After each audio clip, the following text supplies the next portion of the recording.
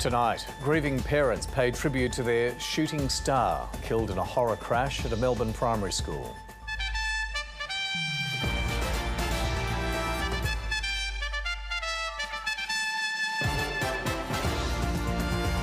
A stark warning to expect more frequent weather disasters due to climate change. The consumer watchdog takes Optus to court over claims of pressuring vulnerable customers. And Donald Trump accelerates the garbage dispute in the final sprint to US election day.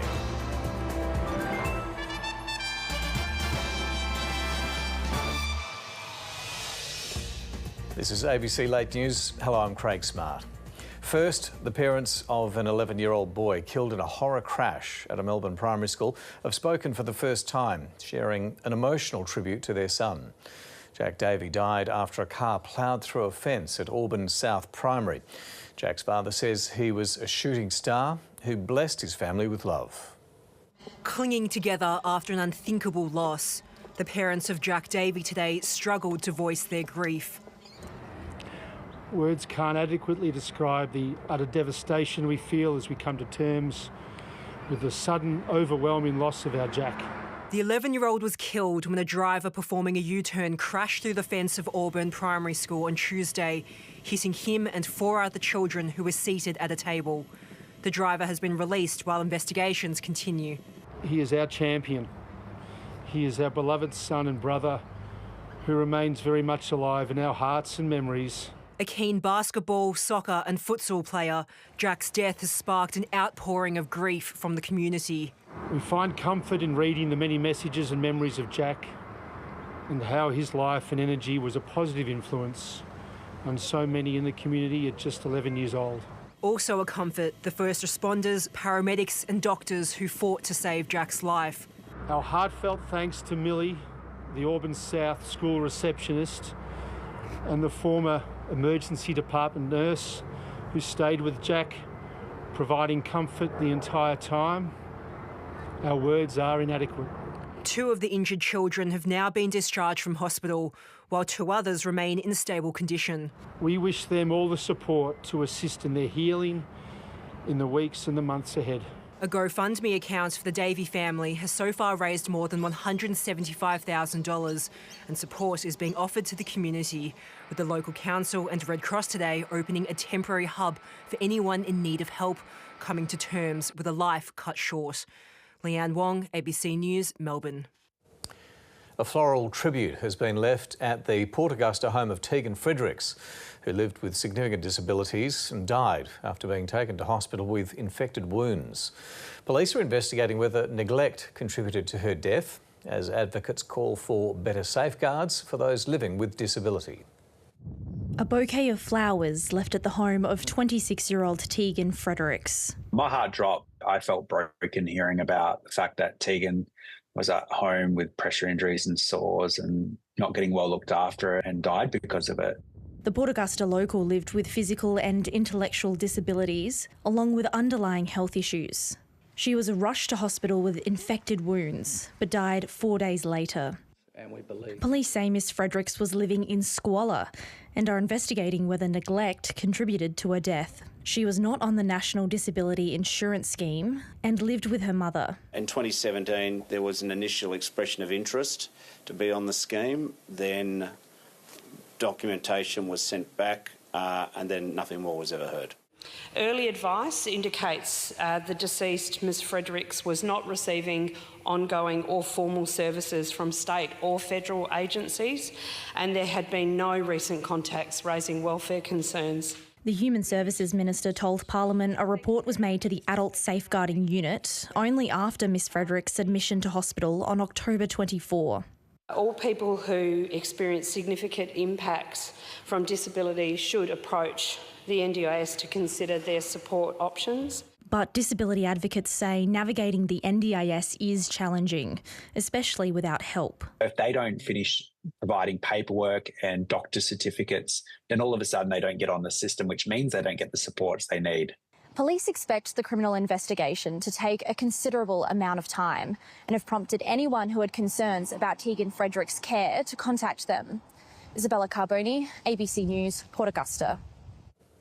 Australia's been warned to brace for more frequent weather disasters because of climate change, according to a landmark new report. It's found the world is only years away from breaching the Paris Climate Agreement. Here's ABC meteorologist Tom Saunders. Temperatures are rising at an increasing pace. That's according to the latest biannual State of the Climate report from the Bureau of Meteorology and CSIRO. It found Australia has now warmed 1.5 degrees since pre-industrial times, and that's leading to multiple impacts. More extreme heat events, including heat waves and marine heat waves. We've seen a reduction in rainfall in the cooler months of the year across southern Australia and an increase in rainfall in the warmer months of the year. And since Australia is warming faster than the global average, when the Paris target is breached in the coming decades, our temperatures will already be 2 degrees higher. While a 2-degree global increase would equate to a near 3-degree warming over Australia. And with hotter temperatures comes a more intense fire season, already up to 25 more dangerous fire days per year. We face more frequent droughts, although short-lived heavy rain is also increasing, raising the threat of urban flooding. For each degree of global warming that we experience, the atmosphere can hold about 7% more water vapour. But more than 90% of the extra heat is being absorbed by the oceans. Australia's seas are simmering at 1.08 degrees above pre-industrial times, and warmer seas are combining with melting ice sheets to raise sea levels up to 5 centimetres per decade along the New South Wales coast. According to climate scientists, the severity of future warming and impacts is solely dependent on emissions. And while the burning of fossil fuels has levelled off over the past decade, the report says the world is a long way from reducing greenhouse gas levels in the atmosphere. At least 95 people are dead and dozens more missing in the worst flooding disaster to hit Spain in decades. Torrential rain battered the eastern region of Valencia, dumping a year's worth of rain in just 8 hours. Europe correspondent Catherine Diss reports from Barcelona. From the air, rescue crews scour a sea of mud for signs of life. This woman and her dog winched to safety just in time as floodwaters rapidly rise. Some clamber to rooftops to escape the torrent, hoping they'll be spotted. Cars and trucks no match for the wall of water. More than 400 millimetres of rain fell on parts of southeastern Spain in just a few hours on Tuesday, turning streets into gushing rivers. Large swathes of the region remain underwater. In darkness, rescuers started the hunt by boat and car. But the sheer scale of the disaster wouldn't become clear until morning. Never before in history has there been so much rain. You can't even imagine the amount of rain that fell here yesterday. It's a catastrophe. The floods we had in 1982 were a joke compared to what happened here yesterday. The government has declared 3 days of mourning and warned the natural disaster isn't over yet. The whole of Spain is crying with all of you. Our absolute priority is to help you. But amid the heartbreak, tales of human survival are emerging. This elderly couple in their late 80s were remarkably found unhurt in the rubble. Such stories will boost morale in a region with tested resolve. But with many now questioning if the warnings came too late, grief and hope could quickly turn to anger. Catherine Diss, ABC News, Spain. Optus is being sued by the consumer watchdog over allegations of shocking sales conduct towards First Nations and other vulnerable customers. The ACCC claims people were sold products they didn't need and couldn't afford. Tony Cork has uncovered allegations that Optus sold phones to First Nations customers who lived in areas with no network coverage. I find that pretty outrageous that they were selling products and plans to people for phones that weren't going to work as soon as they got back home. Now the regulator is suing Optus in the federal court. We allege that Optus sales staff manipulated credit checks in order to oversell phones and plans to vulnerable consumers, and that they did so without undertaking coverage checks. In some cases, Optus then pursued debt collection activities. The watchdog alleges Optus engaged in unconscionable conduct against about 430 customers, mostly in Darwin and Mount Isa in Queensland. Many of these consumers were facing learning difficulties, were unemployed or financially dependent. This is degrading at the highest level, as I see it, you know, for people living with disability, but more important for our First Nations people. It follows a case where Telstra was fined $50 million for targeting more than 100 Indigenous customers. This case will examine the role of Optus management. We allege that Optus management in the sales, in effect, reporting levels, including senior management, became aware of the conduct and of the failures in the systems, but allowed the conduct to continue. Optus has apologised. It's sacked or disciplined the staff involved, is repaying affected customers and is cooperating with the ACCC. Michael Atkin, ABC News. The political heat over free flight upgrades and lounge club membership has blown back on the opposition, with Peter Dutton forced to clarify a claim he'd never called mining magnate Gina Rinehart to request access to her private jet. Mr Dutton now admits his office did inquire about whether the plane was available before accepting the free ride. But the Prime Minister also had to issue a clarification of his own. The Prime Minister hoped he'd reached the end of a turbulent week, but even after denying he'd ever called Alan Joyce seeking an upgrade, questions remained. Do you know whether he had other communications with Alan Joyce? Why is he kind of like Slim Shady on this issue? Well, he's not Slim Shady at all, Carl. He's declared all of these flights. The Prime Minister's office then confirming he didn't request free upgrades from anyone at Qantas via any form of communication. We find out this morning that the Prime Minister's clarified the clarifying statement. But delving into the Prime Minister's decade of declarations has opened a can of worms across the Parliament. The Liberals have been holding themselves out to be pretty pure and pretty holier than thou, but then it turns out they've got problems. 2 years ago, Peter Dutton flew on billionaire Gina Rinehart's private jet to attend this Bali bombing memorial. It was declared, but on Tuesday came under question. Have you ever personally asked Gina Rinehart to fly around Australia? No. Today, the cheaper option for the taxpayer was for my office to speak to Mrs Rinehart's office as to whether the plane might be available. And opposition transport spokesperson Bridget McKenzie first claimed she'd never accepted an upgrade, then admitted she'd received one. Now she's asked the major airlines to check if there's more. As soon as I understand the nature of the discrepancies, if there are any, then I will be updating my declaration. Parliamentarians across the chamber have long lists of declarations: free concert tickets, sporting games, travel and dinners. Part of the job?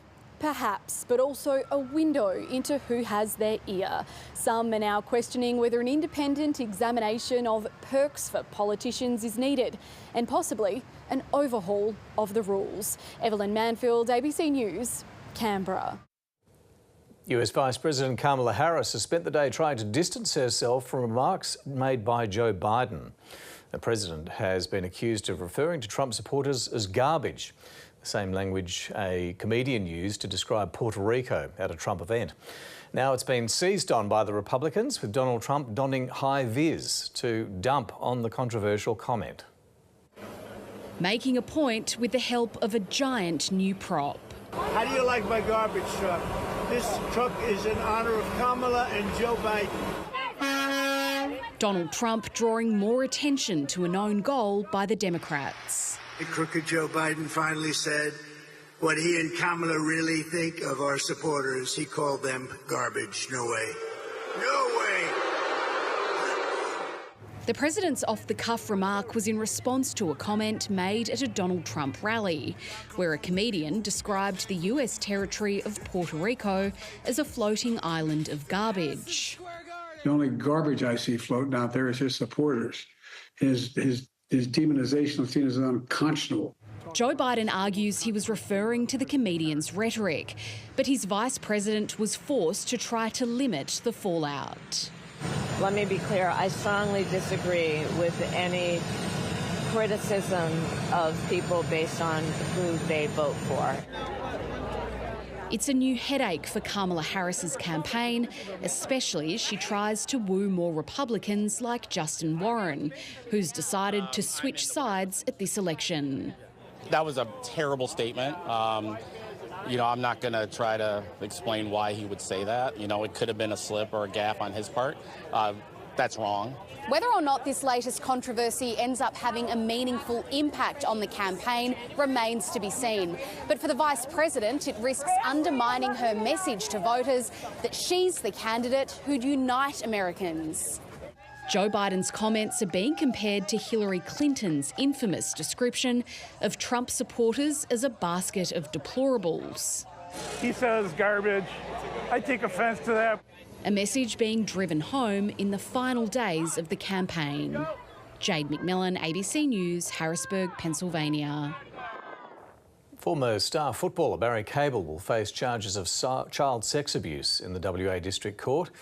Cable has been charged with 7 counts involving a child aged under 13. It's alleged the offences occurred in Perth in the late 1960s. He's pleaded not guilty to each charge earlier this year. The 81-year-old is scheduled to appear in the District Court on January the 31st for a trial listing hearing. The Northern Territory Corrections Department says it's managed to ease stress on police watch houses through emergency measures and relocating prisoners. But legal practitioners say moving vulnerable prisoners, especially women, could have significant impacts in the longer term. A prison system under pressure and under scrutiny, but today some signs of improvement. We've already placed male prisoners into the former female sector in Alice Springs, which has provided additional capacity. 36 female prisoners transferred from Alice Springs to Darwin. At the moment, things are working well. But while corrections claim smooth sailing, legal practitioners are concerned about the longer-term implications of relocating people on remand. Tanya Collins from the Central Australian Women's Legal Service says many Indigenous women end up in prison after reacting to domestic violence. I've had lots of women say to police, I was just defending myself, he hurt me first, and unfortunately they end up being charged. Ms Collins says relocating vulnerable inmates could have dire impacts. Not being able to have access to your family, your country, people who speak your own language. Adding to concerns the ongoing funding woes at NT Legal Aid, the government announcing $1 million in funding to assist with trial caseloads. In response to questions from the ABC seeking clarification around how the funding would be used and whether it would be sufficient, Legal Aid said they had nothing further to add to a statement earlier this month, which outlined plans to cut critical legal services due to a lack of funding. In the meantime, people are being charged and detained, but struggling to access legal representation. They can perhaps get a lawyer on a duty basis for that day, but on an ongoing basis they're not able to apply for legal aid and they're not able to afford a private lawyer. Lawyer Megan Donohoe holds particular concerns for those with complex mental health and disability needs. It's a difficult situation for anybody in prison to be able to advocate for themselves, let alone someone with disability or a cognitive impairment. We can't have people representing themselves in a jury trial when they can't navigate the system. A race to meet competing needs with stretched resources. Olivana Lathouris, ABC News.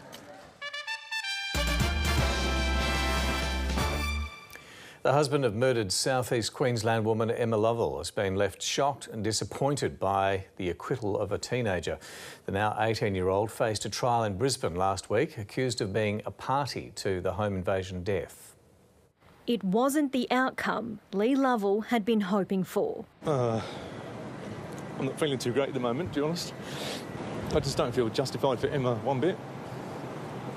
He'd just learned the second teenager accused of murdering his wife in 2022 has been cleared of any responsibility for her death. That's not how I thought today was going to go, to be honest. You just try to do the best you can for her, and I just don't feel I've been able to do that. Emma Lovell and her husband were stabbed outside their North Lakes home late on Boxing Day after they'd confronted two 17-year-old boys who'd broken in.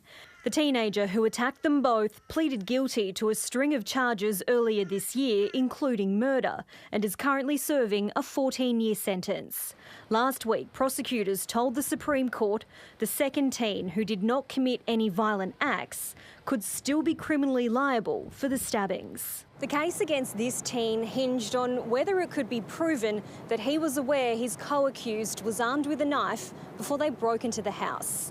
Prosecutors argued that CCTV showed he did see the weapon, but Justice Michael Copley disagreed. Instead, the now 18-year-old was convicted of lesser offences, including burglary, a verdict Mr Lovell just can't comprehend. We're the ones having to live with this afterwards. As other people say in the past, like, we're the ones who are left with a life sentence now, and everyone else carries on what they're doing. The teenager will be sentenced in December. Talissa Saganto, ABC News, Brisbane. Patients are raising concerns about a lack of informed consent over the nation's most popular osteoporosis drug. They say not enough of them are being adequately informed of side effects or complications when coming off the drug. Margaret Rhines had osteonecrosis of the jaw for 2 years, a painful condition that involves the death of bone cells due to decreased blood flow. The pain will come on suddenly, and it's so severe, all you want to do is go and lie down. It's a side effect of the osteoporosis medication she was taking, but her specialist hadn't warned her. Osteoporosis reduces bone mass and density, making them fragile. Prolia, or denosumab, works by blocking cells that cause the bone loss. It's given by injection every 6 months, but a late or skip dose can make symptoms return, sometimes worse than before. There is a small but significant risk of multiple spine fractures in patients who stop Prolia without any further preventative measures. He co-authored a report finding most patients weren't offered those preventative measures. Some patients say it's an ongoing issue, and the advice gap means they weren't able to give informed consent. We're just being told the side effects are rare, you can stop taking it any time, my mother is on it, if you don't take it, you will break a hip and die. I think it's very important that anyone who prescribes or de-prescribes a drug for a patient has this conversation with them. Patients want the regulator to add a black box warning to Prolia, something that's already happened in the US. But it and the drug's manufacturer Amgen say warnings are already listed on the product information leaflet. The RACGP insists Prolia is safe and effective and warns injury from osteoporosis can be deadly. Penny Timms, ABC News.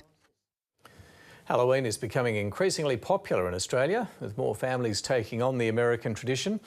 But in the far north of WA, there's a small town whose original purpose was to support a US military outpost. And it has a decades-long tradition of ghostly gatherings. In Exmouth, Halloween is part of a long-standing tradition. I've never really thought much of Halloween at all, living down in Perth previously. We're very lucky that the US folk put it on. The community turned out in force for haunted house festivities held by the Learmonth Solar Observatory. Behind all the fun, memories dating back decades. My mother was the captain's secretary for many years. The majority of the town was actually employed by the American Naval Base, so the Department of Defence. Exmouth was founded in the late 60s to support a US Navy communications station. The culture was entirely different to what it is now. We actually used to celebrate Halloween, Independence Day or July 4th, Thanksgiving. The US now has a smaller presence in Exmouth. So the Solar Observatory we work at, our primary mission is to observe the sun. It keeps your lights on, it keeps your planes flying. The observatory staff team up with local volunteers to help keep Halloween alive, or undead. Whether you're scared in the haunted house or not, most people walk away with good memories of it, and that's just what I associate with a lot of my childhood, and now carrying this tradition on here in the town of Exmouth. This year's event had hundreds of locals lining up late into the night. While some were caught off guard by what they saw inside, others reckon this remote town has the best haunted house in Australia. I think it's the best because they put so much effort into it. Probably I wouldn't go in again, and it was basically just scary. The ghosts of an American past out for a fright to remember. Alistair Bates, ABC News, Exmouth.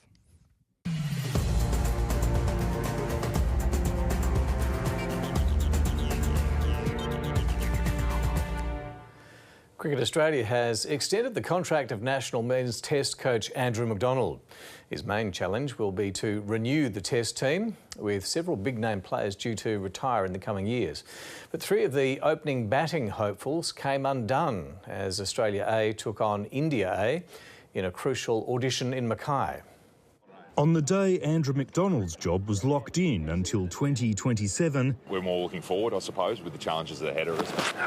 It was the future of ageing Test stars like Steve Smith, Usman Khawaja and Mitch Starc that was the major talking point. I think if you get the selections right on the back of players exiting, then the transition is a lot smoother.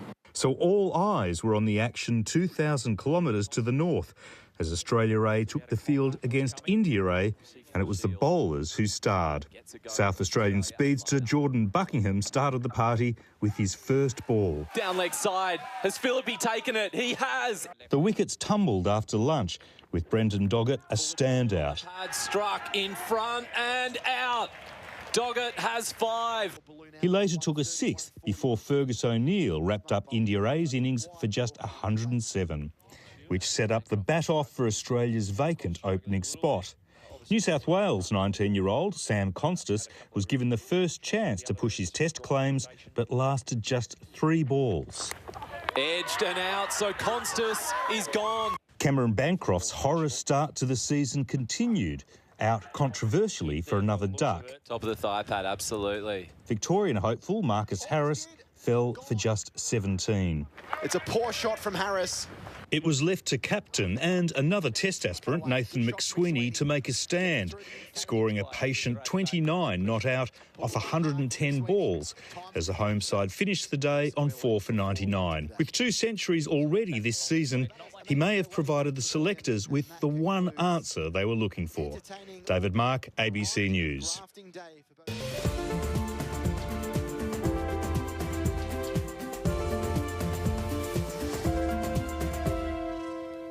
Taking a look around the country tomorrow, in Brisbane a shower or 2 and a possible storm, a top of 30. In Sydney a shower or 2 and 22. For Canberra a partly cloudy day, 23 the forecast max. In Melbourne cloudy and 17. For Hobart a shower or 2 clearing, 15 the top. In Adelaide mostly sunny and 24. For Perth partly cloudy, 28. Up in the top end, Darwin a shower or 2 and 33. That's ABC Late News. I'm Craig Smart. Thanks for your company. Good night.